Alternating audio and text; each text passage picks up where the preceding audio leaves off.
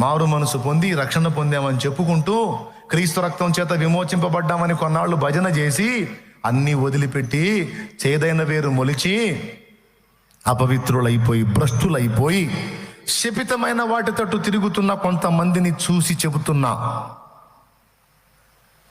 నీకు ఆ గతి పట్టకుండా చూసుకోండి.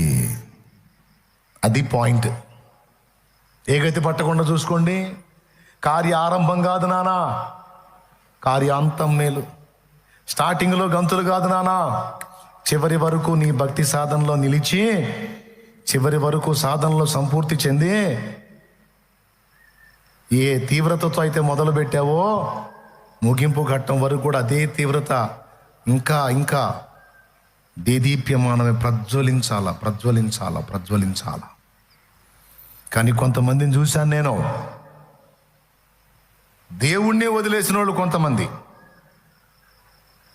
దానికి ఏవో కారణాలు, దిక్కుమాలిన కారణాలు. ఫస్ట్ నువ్వే చెప్పావు, నన్ను ప్రేమించి నా కోసం ప్రాణం పెట్టాడు, ఆయన ఏం చేసినా చేయకపోయినా పర్వాలా, ఆయన రక్తం చిందించాడు, ఆయన ప్రేమ చాలు, ఆయన నా ప్రాణం తీసుకున్నా సరే నాకు ఏసే కావాలని మునిగితివి తలంత లోతు నీళ్లలో. ఇప్పుడు ఏదో ప్రతికూలత వచ్చింది, ఏదో సమస్య వచ్చింది, ఏదో శ్రమ వచ్చిందని నిర్దాక్షిణ్యంగా ఆయన వదిలిపెట్టిపోయి లోకంలో వ్యర్థమైన అన్య దేవతల తట్టు తిరిగిపోతివి. స్థిరము లేని వాడా, స్థిరము లేని స్త్రీ, ఏమిటి నీ బ్రతుకు? ఎక్కడికి పోయావు?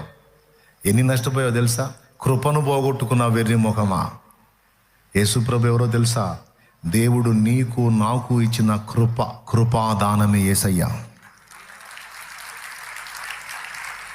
తెలుసా నీకు? ఉరిశిక్ష